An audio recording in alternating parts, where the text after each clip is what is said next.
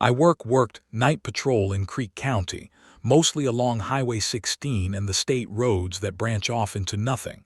Small towns, farmland, oil fields, the kind of places where you can drive for 20 minutes and not see another vehicle. The kind of places where your radio cuts out and you just accept it as part of the job. When I started this job, I was 23. I'd grown up in Tulsa, gone to community college, and applied to the academy because I wanted steady work and benefits. I wasn't one of those kids who dreamed about being a cop. I just needed a job that meant something. I wanted to help people. I thought I understood what that meant. The academy was standard. Defensive tactics, firearms, traffic law, report writing. They taught us how to talk to people, how to de-escalate, how to recognize when someone is lying. They taught us officer safety, always keep your eyes on the hands, always have an exit, always call for backup if something feels wrong. They taught us to trust our training and our instincts. What they didn't teach us was what to do when your instincts tell you something that doesn't make sense. My first few years were uneventful. I worked days at first, then swing shift, then nights. Night shift was always harder to staff. People don't want to work midnight to 8 a.m., especially not in rural areas where backup might be 30 minutes away. But I didn't mind it. I'm not a morning person anyway, and night shift paid a little more. The roads were empty. The calls were fewer. Mostly DUIs, domestics, welfare checks, occasional theft.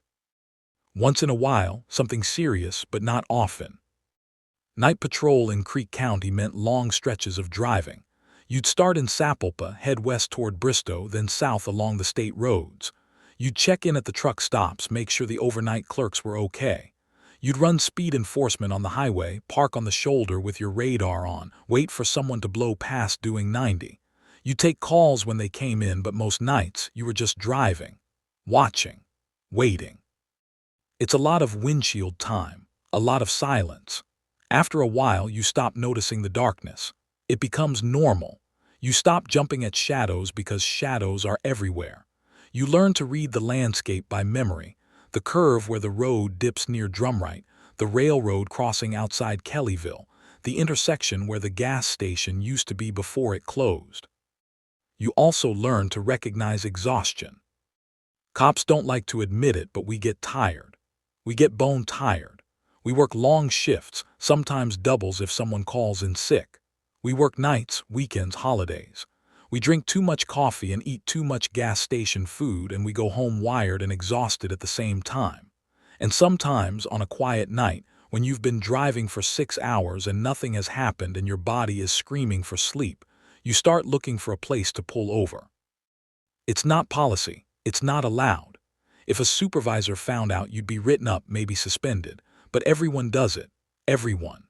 You find a dark corner of a parking lot or a side road where no one's going to drive by, and you park your car and you close your eyes for 20 minutes. Just 20 minutes. You set an alarm on your phone, or you tell yourself you'll wake up when the radio squawks, and you let yourself drift. I did it maybe a dozen times my first few years. Never for long. Never more than half an hour. I'd pull into the lot behind the closed feed store in Drumright or the dirt road near the old church outside Mounds, and I'd tilt my seat back and I'd let the hum of the engine fade into the background. I'd wake up groggy, disoriented for a second, and then I'd sit up, check the radio, check my phone, and get back on the road. It was never a problem. Until it was. I need to explain what night patrol feels like, especially after midnight. I need you to understand the environment because the environment is part of this. It's not just backdrop. It's part of the story. After midnight, the world changes. I don't mean that metaphorically. I mean the quality of the darkness is different. The silence is deeper. The roads are emptier. You can go an hour without seeing another car. 2 hours. The gas stations close. The truck stops dim their lights. Even the animals seem to pull back. Fewer deer on the roadside, fewer raccoons in the ditches. The wind picks up. Oklahoma wind is constant, especially in the fall and winter, but after midnight it feels heavier. It pushes against the car. It makes the tall grass along the highway sway in patterns that look almost deliberate. It carries smells, oil, dust, manure, something metallic that I've never been able to place. Your headlights carve a tunnel through the dark. High beams reach maybe 300 feet, and beyond that, there's nothing. Just black. You pass farmhouses set back from the road, and most of them are dark, but sometimes there's a porch light on or a floodlight in the yard, and you wonder who's awake. You wonder what they're doing. You wonder if they're looking out at your car as you pass. The radio is your tether. Dispatch comes through every so often, unit checks, status updates, traffic stops in other parts of the county. The voices are familiar. You recognize the dispatchers by tone, by cadence. You recognize the other officers by their unit numbers. 126, that's Miller. 131, that's Hayes. 144, that's me. But sometimes the radio goes quiet. Not dead, just quiet. No chatter, no static, just the faint hiss of an open channel. And you drive through that silence and you start to feel like you're the only person awake in the world. You start to notice things you wouldn't notice during the day. The way the power lines hum. The way your tires sound different on different sections of road. The way your own breathing sounds loud in the cabin of the car. And you get tired. Not just sleepy. Tired in a way that makes your eyes ache. Tired in a way that makes your thoughts slow down and loop back on themselves. You'll be driving and you'll realize you don't remember the last 5 miles. You'll pass a landmark and you won't remember passing it. You'll look at the clock and it'll say 3:47 a.m. and you'll look again and it'll say 3:51, and you'll have no idea what you were doing in those 4 minutes. That's when you start looking for a place to pull over. I'm trying to be precise about this because precision matters. I'm trying to describe the state of mind, the physical condition, the environment. I'm trying to make you understand that what happened wasn't the result of panic or imagination. I was trained to observe. I was trained to stay calm. I was trained to assess situations based on evidence. What I'm about to tell you, I observed. I assessed. I documented, at least in my own mind, because I couldn't figure out how to document it officially. It started small. This was about 4 years ago, October. I was working a Wednesday to Saturday rotation, midnight to 8 a.m. It had been a slow week. A few traffic stops, one welfare check on an elderly woman in Bristow who hadn't answered her phone in 2 days. She was fine. She'd just been asleep. I spent most of my shifts driving. On Thursday night, technically Friday morning, I was patrolling south of Sapulpa down around Kiefer and Mounds. There's a state road down there, 67, that runs parallel to the Creek Turnpike. It's mostly farmland, a few scattered houses, a couple of churches. There's a stretch about 3 miles long where there are no streetlights, no houses, nothing but fields on either side. The road is straight and flat, and during the day you can see for miles. At night, it's just darkness. I was driving south on 67, maybe 2:30 in the morning, when I saw headlights behind me. Not unusual, people drive at night, but these headlights stayed back. They didn't close the distance. They didn't fall away. They just followed, maybe a quarter mile behind, matching my speed. I slowed down, they slowed down. I sped up, they sped up. I told myself it was someone being cautious, not wanting to pass a cop. I see that all the time. People get nervous around patrol cars, even when they're not doing anything wrong, so I ignored it. I kept driving. The headlights followed me for about 10 minutes. Then they turned off. No warning, no brake lights, they just disappeared. I checked my rearview mirror and the road behind me was empty. I didn't think much of it at the time. Maybe they'd turned onto a side road I'd missed. Maybe they'd pulled into a driveway. I kept driving. About 20 minutes later, I was heading east on a county road, and I saw headlights behind me again. Same distance, same behavior. They followed me for maybe 5 miles, then disappeared. I ran my dashcam footage later just out of curiosity. The headlights were there. They were real, but I couldn't make out the vehicle. The angle was wrong and the lights were too far back, just 2 points of light in the dark. I wrote it off as coincidence, someone going to work, someone coming home from a bar. It didn't feel important. But it stuck with me. Over the next few nights, I started noticing other small things. Things that didn't mean anything on their own, but together, they formed a pattern. I'd pass a house with a porch light on, and 20 minutes later, I'd drive past the same house and the light would be off. I'd pass a car parked on the shoulder, hazards blinking, and I'd call it in, and dispatch would say no one had reported a breakdown. I'd swing back around to check on it, and the car would be gone. I'd hear things on the radio that didn't make sense. Dispatch would call a unit number that didn't exist. I'd hear a voice I didn't recognize, and when I asked who it was, dispatch would say they hadn't heard anything. I'd see animals on the side of the road, deer, coyotes, stray dogs, and they'd be standing perfectly still facing the road. Not grazing, not moving, just standing, watching. And I started seeing the same people. There's a truck stop on Highway 16 just west of Bristow that's open 24 hours. I'd stop there once or twice a night to use the restroom, get coffee, check in with the clerk. The clerk was a guy named Dennis, mid-50s, balding, always wore a OU ball cap. We'd chat for a few minutes, weather, football, whatever. Normal stuff. One night I stopped there around 3 a.m. and Dennis was standing outside, smoking a cigarette.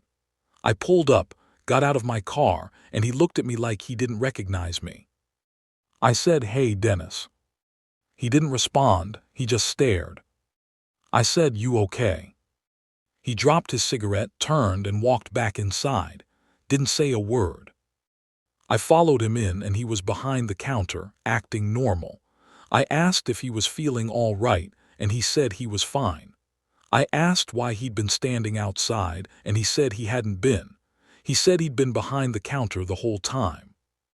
I didn't argue. I bought my coffee and left. But I know what I saw. There was a woman, too. I saw her 3 times in 2 weeks, always around the same area, County Road 360 near the intersection with 48. The first time she was standing on the shoulder facing the road. I pulled up, turned on my spotlight, and asked if she needed help. She didn't move, didn't turn her head, didn't acknowledge me. I got out of the car and she was gone. The second time she was walking, same road, same direction. I slowed down as I passed and she stopped walking and turned to face me. She was maybe 40 feet away, just outside the reach of my headlights. I couldn't see her face, just her silhouette. I stopped the car and she turned and walked into the field. The third time, she was standing in the road. I had to swerve to avoid her. I slammed on the brakes, pulled over, and got out. I shouted at her, "Ma'am, you can't stand in the road. You're going to get hit." She didn't move. I walked toward her, and she stepped backward into the darkness and disappeared. I searched the area with my flashlight. There was no one there, no footprints in the dirt, no sign anyone had been there. I called it in. Dispatch asked if I needed backup, and I said no, I just wanted it documented. They logged it as a possible pedestrian sighting. I wrote a report. I described what I saw. I didn't include the part about her disappearing because I didn't know how to explain it. I started asking other officers if they'd seen anything unusual. I was careful about it. I didn't want to sound paranoid or superstitious. I'd bring it up casually during shift change or over coffee.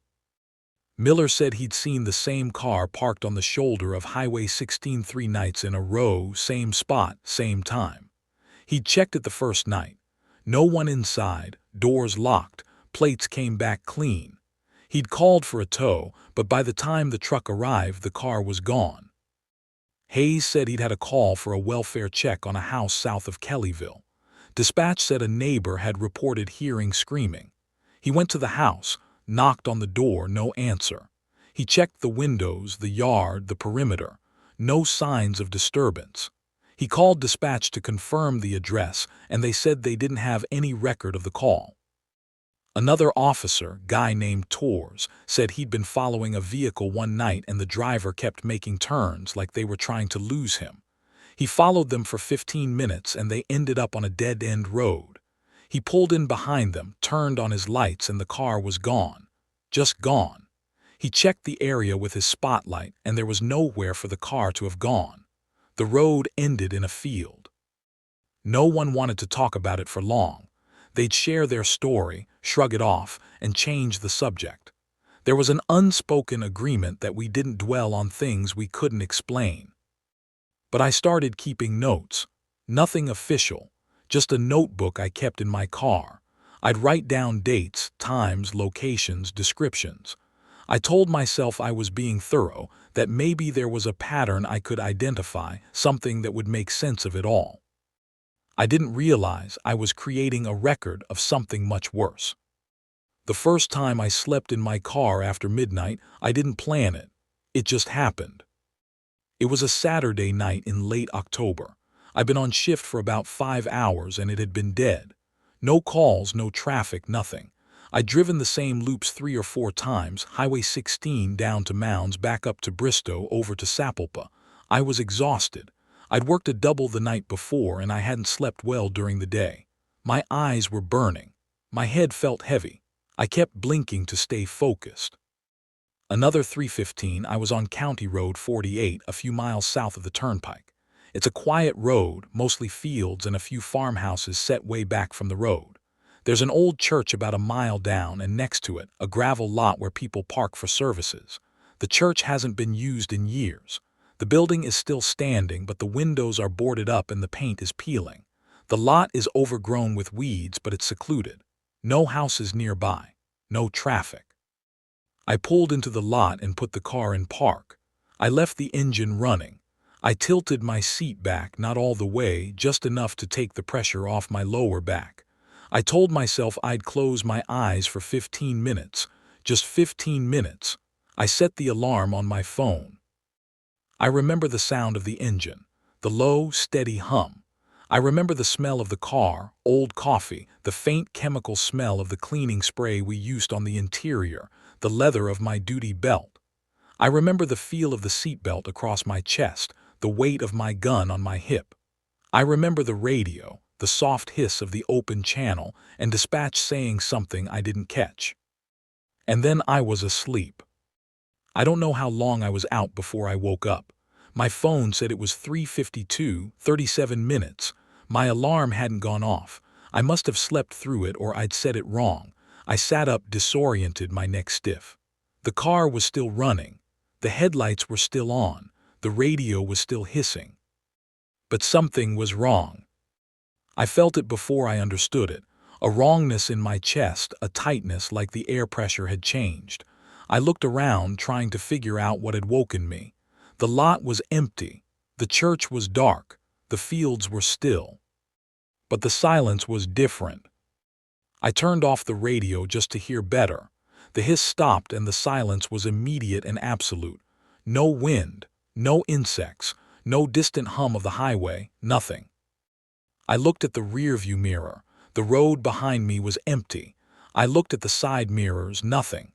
I looked through the windshield at the church, and that's when I saw it. There was someone standing next to the building. Not in front of it, not near the door, next to it at the corner where the shadows were thickest. I couldn't see details, just a shape, a silhouette darker than the darkness around it. It wasn't moving. It was just standing there. I reached for my spotlight, mounted on the driver's side door, and I angled it toward the church. The beam cut through the dark, illuminating the side of the building. The paint was faded and cracked. The boards over the windows were warped and splintered. There was no one there. I turned off the spotlight. I sat in the dark, my hand on the gear shift, my heart pounding. I told myself I'd been dreaming. I told myself my eyes were playing tricks, that I was still half asleep. But I knew what I'd seen. I put the car in reverse, backed out of the lot, and drove away. I didn't look back. I didn't write it down in my notebook. I didn't think about it any more than I had to. But I couldn't stop thinking about it. The next night I was back on patrol, same shift, same area. I avoided County Road 48. I stayed on the main roads, kept moving, didn't let myself slow down. I drank more coffee. I turned the radio up. I kept the windows cracked so the cold air would keep me alert. Around 4 a.m., I was on Highway 16, heading east when I saw headlights behind me again. Same distance, same behavior. They followed me for 10 minutes, then disappeared. I pulled over, turned around, and drove back the way I'd come. I wanted to see where they'd gone, but the road was empty. There were no side roads, no driveways, nowhere for a car to have turned off. I sat on the shoulder for a few minutes, watching, waiting. Nothing. When I started driving again, I saw them again. Behind me, same distance. I sped up, they sped up. I slowed down, they slowed down. I pulled over, they pulled over. I sat there watching my rearview mirror, and the headlights just sat there, a quarter-mile back, motionless. I turned on my rear-facing floodlights, the ones we use for traffic stops. They lit up the road behind me, bright and harsh. I could see the pavement, the shoulder, the fields on either side. There was no car. Just the headlights, hanging in the air. No vehicle, no driver, just light. I turned off the floods, and the headlights were gone. I sat there for a long time, my hands gripping the steering wheel, my breath coming fast and shallow. I wanted to call it in. I wanted to tell dispatch what I was seeing. But I didn't know what I was seeing. I didn't know how to explain it. I put the car in drive and I left. I drove straight to the truck stop, parked under the lights, and went inside. Dennis was behind the counter. I bought a coffee I didn't drink, and I sat in my car until sunrise. I didn't sleep in my car after that, not for a while. But eventually, I did, because exhaustion doesn't care what you're afraid of. It was about 2 weeks later. I'd had a long shift, a lot of calls, a domestic in Bristow, a DUI stop near Sapulpa, a welfare check in Mounds. By the time things quieted down, it was past 4 a.m. and I was running on fumes. I was heading back toward Sapulpa when I felt my eyelids drooping. I blinked hard, shook my head, rolled down the window. It didn't help. I was weaving slightly, overcorrecting. I knew the signs. I needed to pull over. There's a roadside park on Highway 16 just west of Bristow. It's nothing fancy. A small gravel lot, a picnic table, a trash can. It's set back from the road, surrounded by trees. During the day, it's a decent place to stop. At night, it's dark and isolated, but it's also visible from the highway. I told myself that made it safer. I pulled in, put the car in park, and left the engine running. I tilted the seat back and closed my eyes. I didn't set an alarm. I told myself I'd wake up naturally after a few minutes. I don't know how long I slept. When I woke up, it was still dark. The clock on the dash said 4:47. The engine was still running. The radio was still on, hissing softly. But the car felt different. I don't know how else to describe it. The air felt heavier. The darkness outside the windows felt closer, like it was pressed up against the glass. I sat up slowly, my muscles stiff, and I looked around. The trees were still, no wind. The road was empty. The picnic table was just a shadow in the dark. And then I heard it. A sound outside the car, close. It was faint, rhythmic, footsteps on gravel. I froze. My hand went to my gun, but I didn't draw it. I listened. The footsteps were slow, deliberate. They circled the car. I couldn't see anyone, but I could hear them. Crunch, crunch, crunch, gravel under feet. I turned on the spotlight, swept it across the lot. The beam lit up the trees, the picnic table, the trash can. There was no one there. The footsteps stopped. I turned off the spotlight. I sat in the dark, listening. My heart was pounding so hard I could feel it in my throat. I wanted to call it in, but I didn't know what to say. I wanted to get out of the car and check the perimeter, but I couldn't make myself open the door. I put the car in reverse, backed out of the lot, and drove. I didn't stop until I was back in Sapulpa, parked in the lot behind the police station under the lights. I wrote it down in my notebook. Date, time, location. What I heard. What I felt. I didn't include my interpretation because I didn't have one. But I knew I hadn't imagined it. The third time I slept in my car after midnight, something touched the window. This was in early November. I'd been avoiding isolated areas, sticking to well-lit spots, truck stops, gas stations. But on this particular night, there were no good options. I was too tired to make it back to Sapulpa, and the truck stop was in the opposite direction. I was on County Road 360, near the intersection with 48, and there was a turnoff that led to an old grain elevator. The elevator hadn't been used in years, but the lot was paved, and there were floodlights on poles that still worked. I pulled in, parked under one of the lights, and let myself rest. I didn't mean to fall asleep. I meant to just close my eyes for a minute, but the next thing I knew, I was waking up to the sound of something scraping against the glass. It was a soft sound, like fingernails on a chalkboard, but slower, deliberate. I opened my eyes and turned my head toward the driver's side window. There was nothing there. But the sound continued, scrape, scrape, scrape. I sat up, fully awake now, and I looked at the window. The glass was clean. No scratches, no marks, but I could still hear it. The sound was coming from outside, right next to my ear. I turned on the interior light. The lot was empty. The floodlights were still on, casting harsh shadows across the pavement. I turned off the interior light and waited. The scraping stopped. And then something tapped on the window, 3 times. Tap, tap, tap. I turned on the spotlight, angled it toward the driver's side. The beam lit up the pavement, the side of the grain elevator, the fence beyond. There was no one there. I turned off the spotlight. Tap, tap, tap. I started the car, put it in drive, and left. I didn't look back. I didn't stop. I drove straight through until my shift ended. That night I went home and I didn't sleep. I sat at my kitchen table and I went through my notebook, reading everything I'd written. Dates, times, locations, the headlights that followed me, the woman on the road, the footsteps in the gravel, the tapping on the window. I tried to find a pattern. I tried to make it make sense. But the only pattern I could find was this. It happened after midnight. It happened when I was alone. And it happened when I was still. I started to wonder if it was me, if I was losing it, if the exhaustion and the isolation and the darkness were getting to me. I thought about seeing a doctor, maybe talking to someone. But I didn't know what I'd say. I didn't know how to explain what was happening without sounding insane. So I did what I always did. I kept working, I kept driving, and I kept taking notes. Over the next few weeks, I talked to more officers. Not just the ones in my department, but guys from other counties, state troopers, deputies. I'd ask them casually if they'd ever seen anything strange on night shift, if they'd ever felt like something was watching them, if they'd ever had calls that didn't make sense. Most of them laughed it off.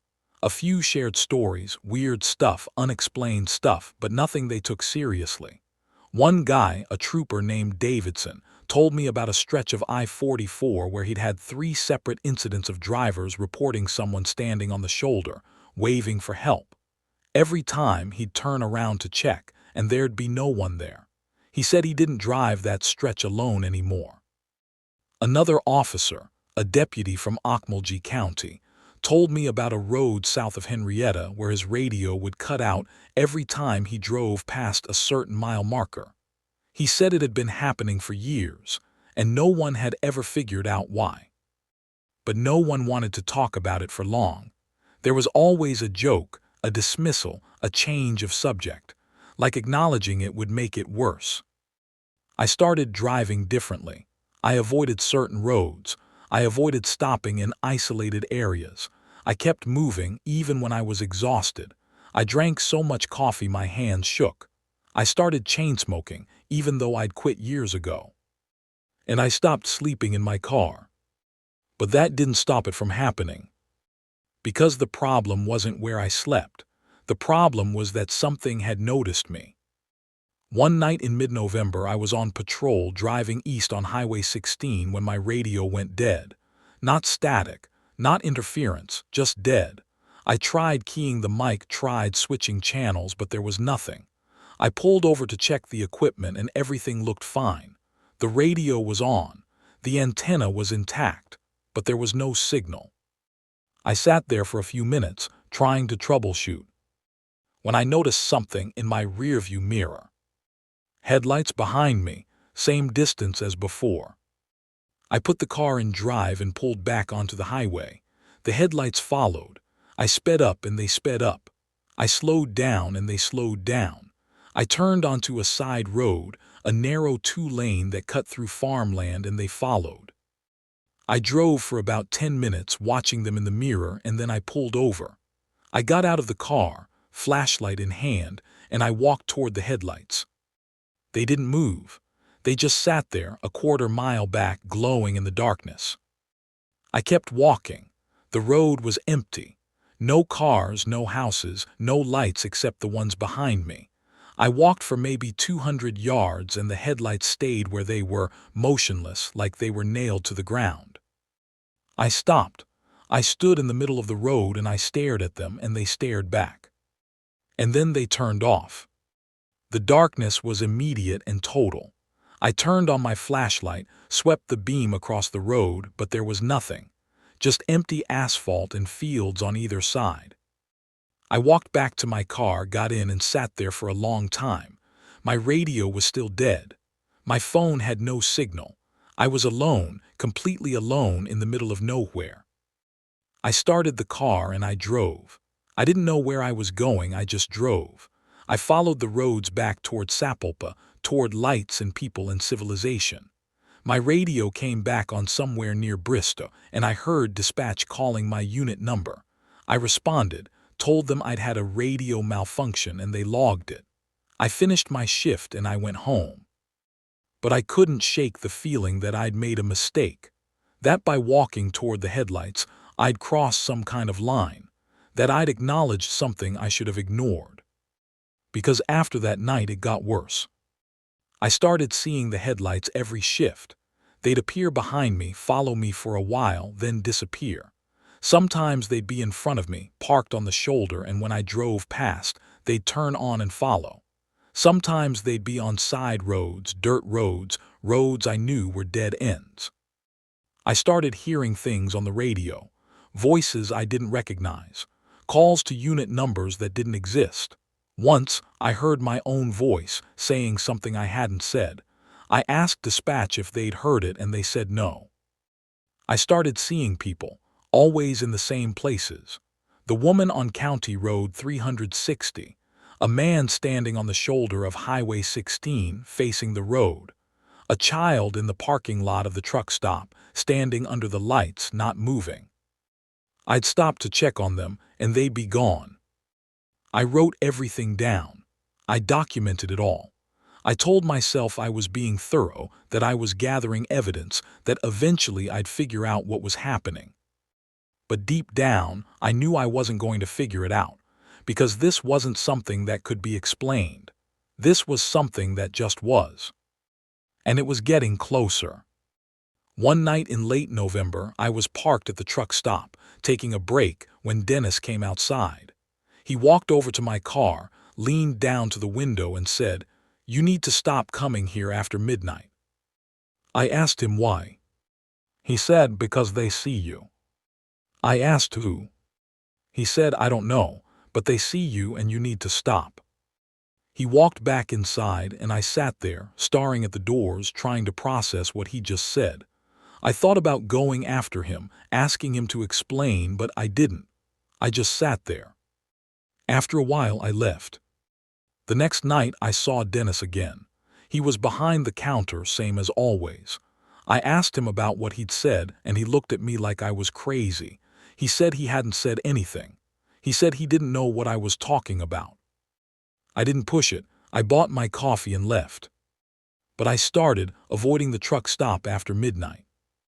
I started avoiding a lot of places after midnight. I started to realize that the warnings had been there all along. The locals who wouldn't make eye contact, the other officers who changed the subject, the closed churches and empty parking lots, the roads that no one drove on after dark. Everyone knew, they just didn't talk about it. Because talking about it meant acknowledging it, and acknowledging it meant it became real. In early December, I slept in my car again. I didn't mean to. I was exhausted and I thought I could fight it, but I couldn't. I was on County Road 48 near the old church, and I pulled into the lot and I closed my eyes, just for a minute. When I woke up, the car was surrounded. Not by people, by shapes, silhouettes, standing in a circle around the car, maybe 20 feet away, just outside the reach of my headlights.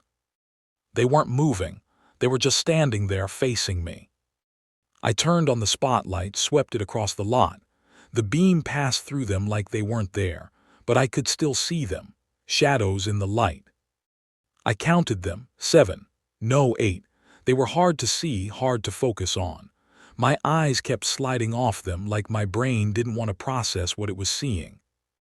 I reached for my radio. I was going to call it in, request backup, but my hand stopped halfway to the mic, because I knew somehow that calling for help would make it worse.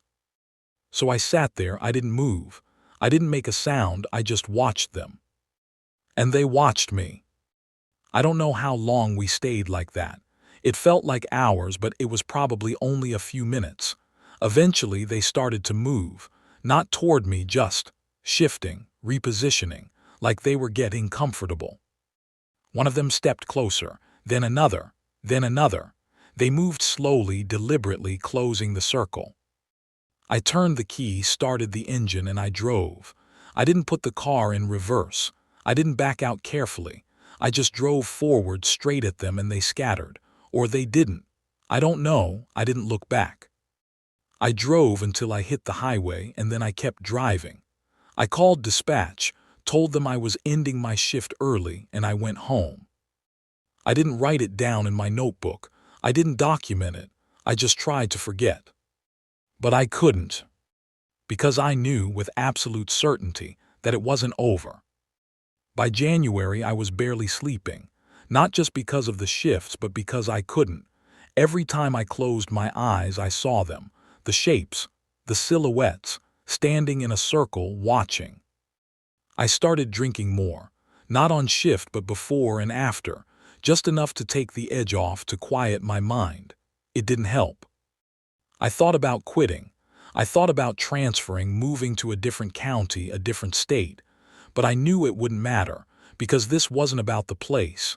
It was about me. I'd been noticed. I'd been marked. And I didn't know how to unmark myself. I stopped talking to other officers about it. I stopped taking notes. I stopped trying to make sense of it. I just drove. I worked my shifts, I drove my routes, and I tried to stay moving. Because as long as I was moving, I was safe. Or so I thought. One night in late January, I was driving south on Highway 75 just past Okmulgee when I saw a car on the shoulder.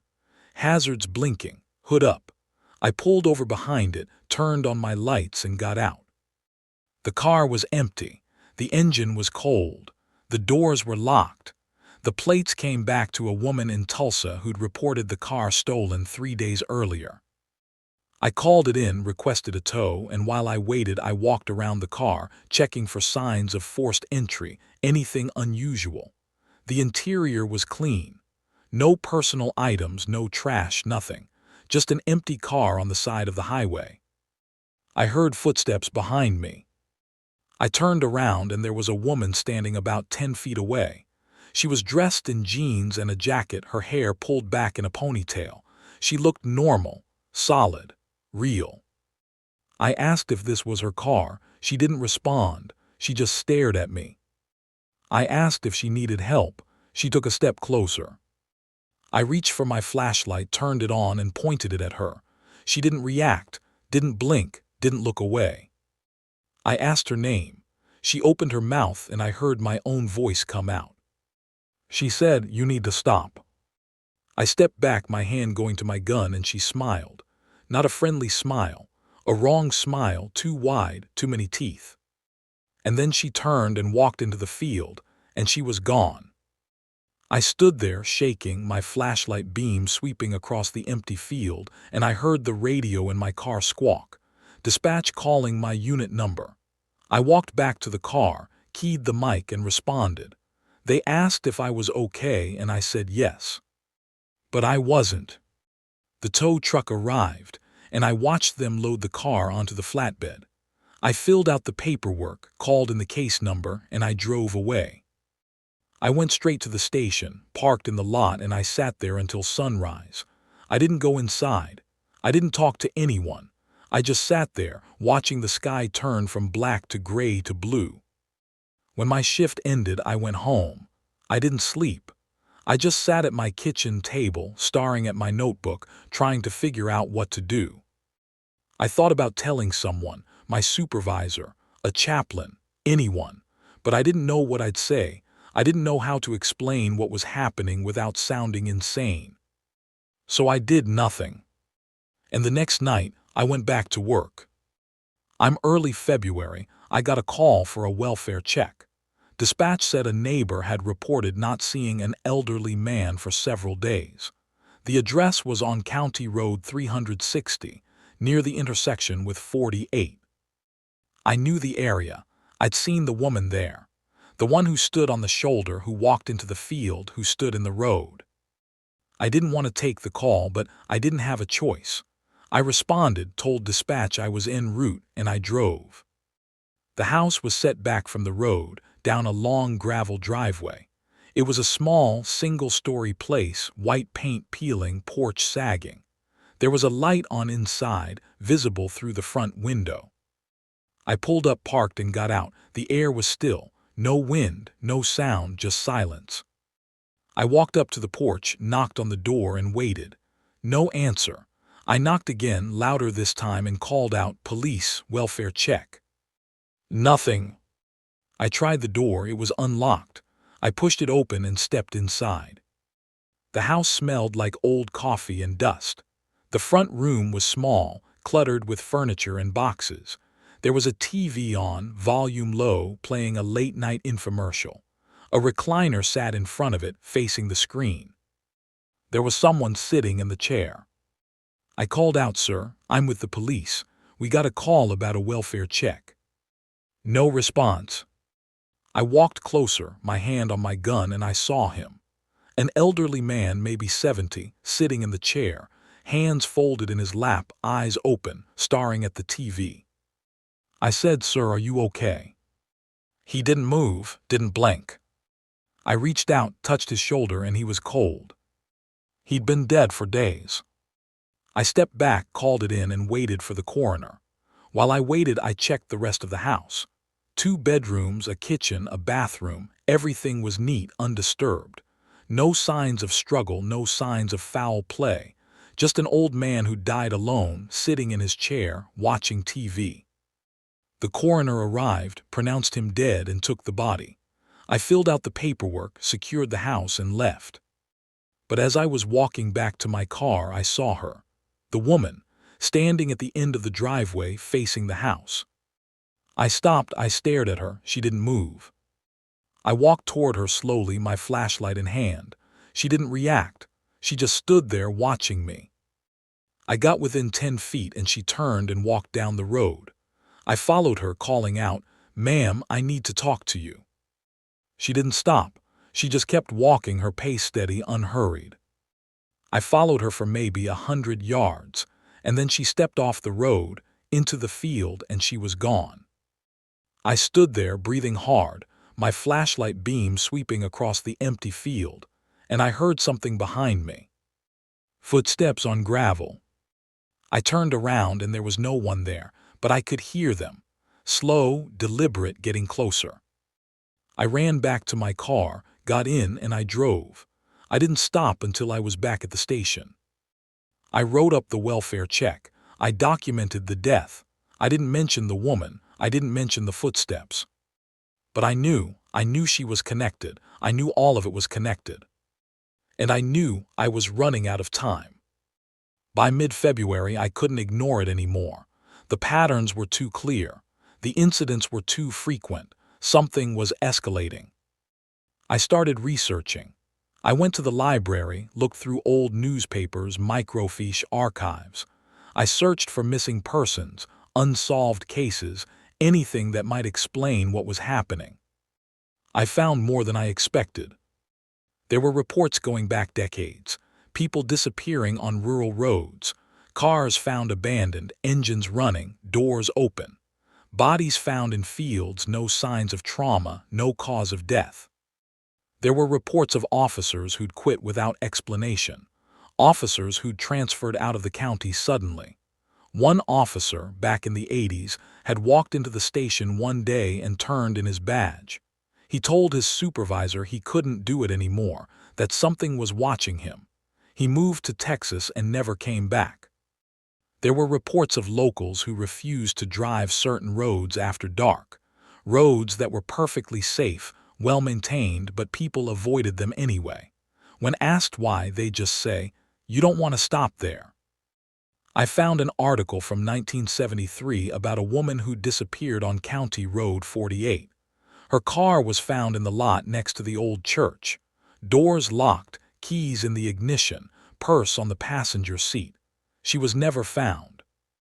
I found another article from 1989 about a state trooper who'd been found dead in his patrol car on Highway 16. He'd been on night shift, parked on the shoulder. The coroner ruled it a heart attack, but the report noted that his eyes were open and he had a look of terror on his face. I started to piece it together. The roads, the times, the people. There was a pattern, a territory. It wasn't random, it was deliberate. And it had been happening for a long time. I thought about going to my supervisor, showing him what I'd found, asking for help, but I knew what he'd say. He'd say I was overworked, overstressed, that I needed to take some time off. He'd say there was no evidence, no proof, nothing that could be acted on. And he'd be right. Because there was no evidence, just stories, just reports, just people who'd seen things they couldn't explain. So I kept it to myself. And I kept working. In late February, I was assigned to work a DUI checkpoint on Highway 16. It was a Friday night, 10 p.m. to 2 a.m., me and 3 other officers. We set up just west of Bristow, cones and lights and signs. We'd stop every car, check for signs of impairment, write warnings or citations as needed. It was routine, boring even. Most of the drivers were sober, cooperative. A few were buzzed, but nothing serious. By midnight, we'd stopped maybe 40 cars. And then the traffic stopped. For about 20 minutes, no cars came through. Not unusual, late-night traffic on rural highways can be sporadic. But then one of the other officers, a guy named Carter, said, "You guys hear that?" We listened. There was a sound in the distance. Low, rhythmic, like an engine, but wrong, off-pitch. Carter walked toward the sound, flashlight in hand. I followed him. We walked maybe 50 yards down the highway and the sound got louder. It was coming from the west, from the direction of the turnpike. And then we saw it, headlights coming toward us, slow, too slow. We stepped to the side of the road, waited for the car to reach the checkpoint. But as it got closer, the sound got worse. It was a grinding, scraping noise, like metal on metal. The car pulled up to the cones and I walked over to the driver's side window. The car was an old sedan, faded blue paint, rusted fenders. The engine was sputtering, smoking. The driver's side window was down. There was no one inside. I stepped back, called out, "Carter, we got a problem."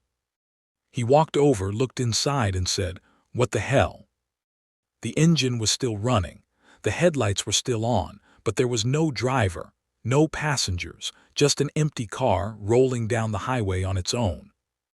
We checked the interior, the trunk, the undercarriage. Nothing. No signs of forced entry, no signs of foul play, just an empty car. We called it in, requested a tow, and while we waited, the car's engine died. Just sputtered and stopped, like it had run out of gas. But the gauge showed a full tank. The tow truck took it away and we went back to the checkpoint. But no more cars came through. We waited until 2 a.m. and not a single car passed. We packed up the checkpoint, filed our reports and went home. But I couldn't stop thinking about that car. The way it had just rolled up to us empty, like it was delivering itself. I started to wonder if it had been meant for me, if it was a message, a warning. Because by now I knew I knew something was watching me. I knew it had been watching me for months, and I knew it was getting closer. In early March, I stopped sleeping in my car entirely. I didn't care how tired I was, I wouldn't do it. I'd drive to the station, park in the lot and rest there if I had to. Or I'd go to the truck stop, sit inside under the lights and drink coffee until my shift ended. But it didn't matter, because the thing that was watching me didn't need me to be asleep. One night in mid-March, I was driving south on County Road 48, heading toward Mounds when my radio went dead. I pulled over, checked the equipment, and everything was fine, but there was no signal. I sat there for a few minutes, trying to troubleshoot, when I noticed something in the field to my right. Lights, small, flickering lights like candles or lanterns, arranged in a pattern. I couldn't tell how many there were, maybe a dozen, maybe more. They were scattered across the field, maybe 100 yards from the road. I got out of my car, flashlight in hand, and I walked toward them. The ground was soft, muddy from recent rain. My boots sank with every step, but I kept walking. As I got closer, the lights started to move. Not all at once, but one by one, like they were being carried. They moved away from me, deeper into the field. I stopped. I stood there watching them, and I realized they were leading me somewhere. I turned around and walked back to my car. I got in, started the engine, and I left. I didn't look back. The next night I saw the lights again. Different location, same behavior. They were in a field near the old church, flickering, moving, leading. I didn't follow them. But I started seeing them every night, always in fields, always after midnight, always moving away when I got close. I asked other officers if they'd seen them. No one had. I started to think they were only visible to me, that I was the only one who could see them. And I started to think about what that meant. By late March, I was barely functional. I wasn't sleeping. I wasn't eating. I was drinking too much, smoking too much, driving on autopilot. My supervisor pulled me aside, asked if I was okay, and I lied. I said I was fine. He told me to take a few days off, and I did. But I didn't rest. I couldn't. Because I knew what was coming. I'd seen the pattern. I'd read the reports. I knew how this ended. People who saw what I saw, who experienced what I experienced, they didn't last. They quit, or they transferred, or they disappeared. And I didn't know how to stop it. One night in early April, I was back on patrol. I'd been off for 5 days, and I thought maybe the break would help. Maybe whatever was watching me would lose interest. But I was wrong. I was driving east on Highway 16 around 2 a.m. when I saw headlights behind me. Same distance, same behavior. I pulled over and they pulled over. I drove and they drove. I'd had enough. I stopped the car, got out, and I walked toward the headlights. I walked for maybe 5 minutes and they didn't move. They just sat there, glowing in the darkness. I got within 100 yards and I shouted, "What do you want?" The headlights turned off. I stood there in the middle of the highway, in the darkness, and I waited. And then I heard it, a voice, my own voice, coming from the darkness ahead. It said, "Stop moving." I ran back to my car, got in, and I drove. I drove until I hit Tulsa, until I was surrounded by lights and traffic and people. I parked in a Walmart lot and I sat there until sunrise. When I went back to work, I put in my notice. I told my supervisor I was transferring. I didn't tell him where. I didn't tell him why. He didn't ask. But I didn't transfer, because I realized somewhere between April and May that it didn't matter where I went. This thing, whatever it was, it had marked me, and it would follow. So I stayed. And I stopped fighting it. The last time I slept in my car after midnight, I didn't choose it. It was chosen for me. It was late May. I was on patrol, same routes, same roads. It had been a quiet night. No calls, no traffic, nothing. I was heading north on County Road 48 toward the old church when my car started to slow down. Not because I was braking. The car just slowed, like something was pulling it back. I pressed the accelerator. Nothing. The car kept slowing until it stopped, right in front of the church in the gravel lot where I'd slept that first time. I tried to start the engine. It wouldn't turn over. I tried the radio. Dead. I tried my phone. No signal. I sat there in the darkness, and I knew. This was it. I didn't get out of the car. I didn't try to run. I just sat there, hands on the steering wheel, breathing slowly, evenly, trying to stay calm. And then I heard them. Footsteps on gravel, all around the car. I looked in the mirrors through the windows, but I couldn't see anything. Just darkness, but I could hear them. Dozens of them, circling the car, slow and deliberate. I closed my eyes. I told myself it wasn't real. I told myself I was dreaming. But I wasn't. I felt the car shift like something was leaning against it. I heard breathing. Slow, wet, wrong. And then I felt something touch the window. Not tapping, not scratching, just pressing like a hand, but wrong, too many fingers, too much pressure. I opened my eyes and I saw them. Faces pressed against every window, not human faces, not quite. The features were wrong, eyes too large, mouths too wide, skin too pale. They were staring at me, unblinking, motionless. I tried to scream, but no sound came out. One of them opened its mouth, and I heard my own voice say, "You stopped." I sat there, frozen, as they pressed closer. The windows started to fog from their breath. The car started to creak from the weight. And then all at once they pulled back. The footsteps retreated, the breathing stopped, the silence returned.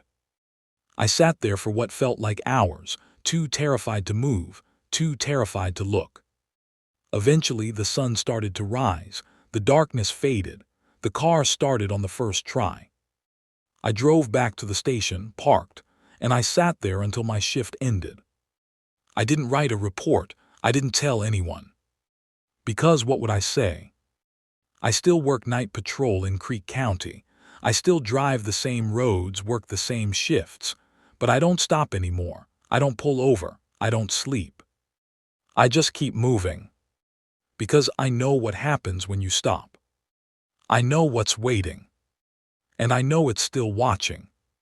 So I'm telling you this now, whoever you are, wherever you are, because you need to understand something.